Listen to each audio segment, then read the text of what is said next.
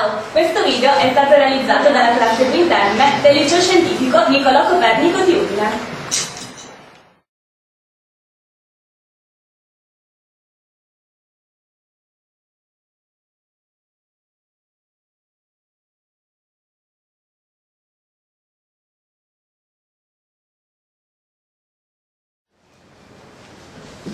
Secondo l'Istituto di Statistica, il tasso di occupazione è pari solo al 56,9%.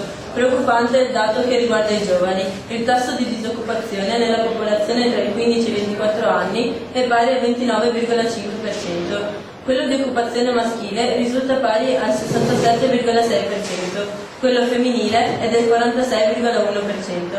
Entrambi i dati sono in forte calo negli ultimi 12 mesi. Nell'Eurozona il tasso di disoccupazione è del 10,1%, in aumento continuo, è il peggiore dal 1998. L'assetto prevede 27 licenziamenti, il salvataggio dell'arte è un passo dal fallimento, Teleperformance annuncia 1000 esuberi, Chinuk taglia l'organico di 60 unità. Nel 2009 i centri Caritas hanno accolto quasi 18.000 persone, il 9% in più del 2008. L'utente medio non è più l'immigrato irregolare, crescono gli insospettabili, i dirigenti, i professionisti sono le vittime della crisi economica che ha colpito duramente anche il ceto medio. Articolo 4 della Costituzione. La Repubblica riconosce a tutti i cittadini il diritto al lavoro e promuove le condizioni che rendano effettivo questo diritto.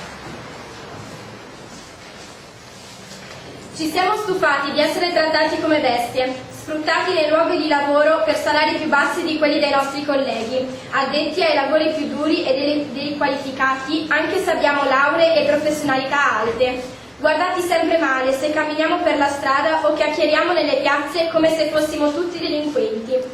Così, in una lettera aperta, si sono espressi gli immigrati saliti sulla torre a Milano. Siamo spremuti quando serve fare cassa da uno Stato che in cambio non ci dà nulla, nemmeno la dignità di essere riconosciuti, come persone e non come stranieri. Si legge nella lettera. Per questo ora diciamo basta. Chiediamo il rispetto che si deve a persone che lavorano, pagano le tasse, contribuiscono alla ricchezza del Paese e al benessere di questa Italia. Chiediamo che venga concesso il permesso di soggiorno a tutti coloro che hanno partecipato alla sanatoria, che in quanto tale deve sanare tutte le irregolarità precedenti, compresa la posizione di chi ha il reato di clandestinità. È indubbio che senza immigrati ci sarebbe un blackout.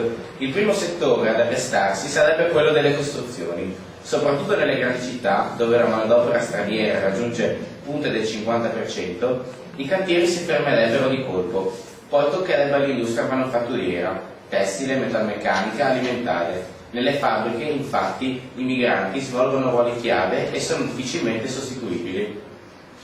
I processi storici non si possono fermare, né con le leggi né con le armi.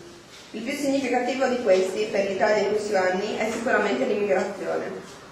Spesso gli immigrati giungono nel nostro paese con l'immagine di un'Europa accogliente, libera, dove tutti sono ricchi e dove non ci sono problemi. D'altra parte i nostri mass media ci offrono solo l'immagine di immigrati che spacciano la droga e si prostituiscono. La propaganda di alcuni politici ci grida che rubano il lavoro agli italiani o inquinano la nostra identità culturale. Nel 2008 il ministro dell'Interno Roberto Maroni ha dato il via a un censimento per rilevare le impronte digitali dei bambini zingari nei campi, che è passato praticamente inosservato nei paesi europei. Allo stesso tempo una campagna governativa basata sul concetto di sicurezza indirizzava verso i Rom il disagio e il risentimento della popolazione italiana. Articolo 3 della Costituzione. Tutti i cittadini hanno pari dignità sociale e sono uguali davanti alla legge, senza distinzione di sesso, di razza, di lingua, di religione, di opinioni politiche, di condizioni personali e sociali. Gli articoli letti nel video sono tratti dal quotidiano La Repubblica, dalla rivista internazionale e dal libro Il mondo tra noi. Non abbiamo voluto esprimere pareri personali per lasciare a ciascuno un suo momento di riflessione.